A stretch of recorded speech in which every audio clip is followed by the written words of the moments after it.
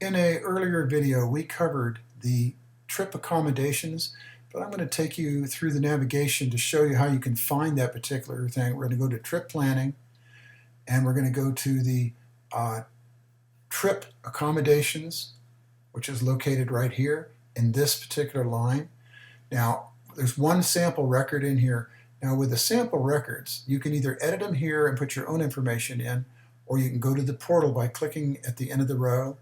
And what it'll do is it'll show you the screen where this individual information is at.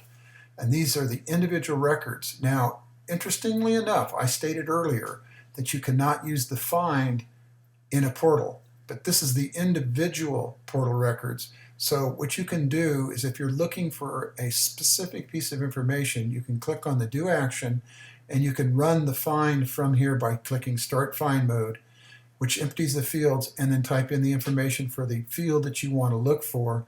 And what it would do is it would go ahead and provide you those records.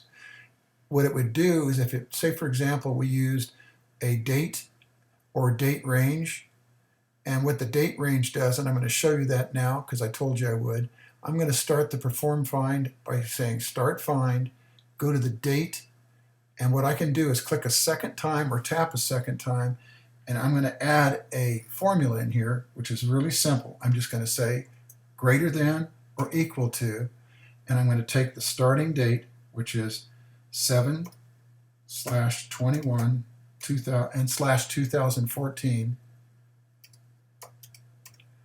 Then I'm going to do less than or equal to, which is the other side of the keypad where I put the less in, and then I'm going to put in the 23rd. So I'm going to do 7/23/2014. Now that is called a date range search. And date range searches are always the same, where you pick the starting date, which is equal to or greater than the date you're looking at, and then one that is less than or equal to the same date at the end of the period. So what I'm looking for is basically a few days date range.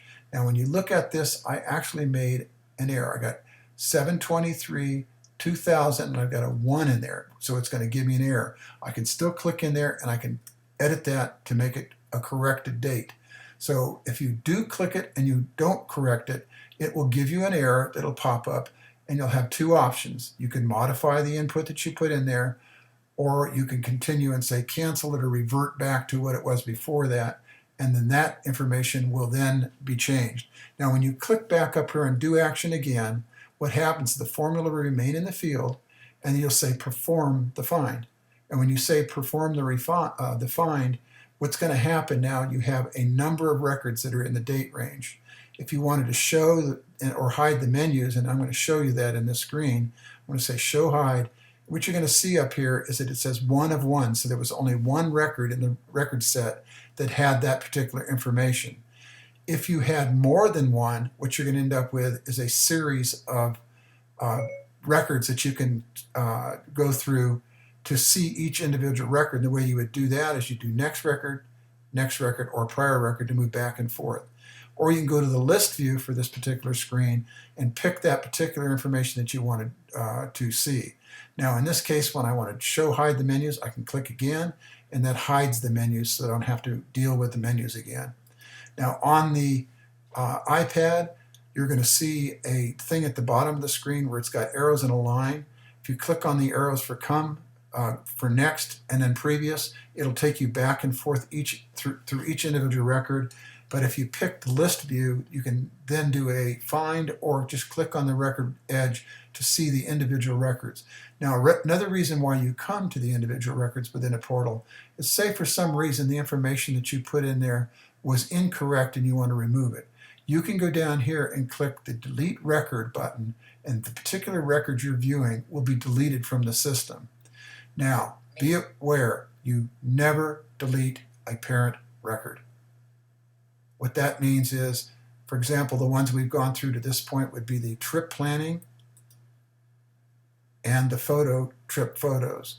If you delete the parent record for those two, or any of the parent records that are in this thing like Destination Manager, what it will do is it will do what is called orphaned. It will orphan all the records that are not parent records that are child records like this one, which are the portal rows, and it'll screw up your database. So you definitely do not want to delete a parent record. That's a warning. If you do that, you'll have to contact me and I'll have to walk you through how to correct it.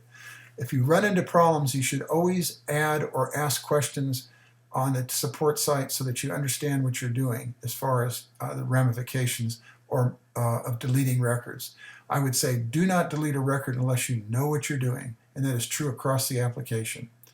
If you need that kind of support, you can always contact me on the support site. Thank you.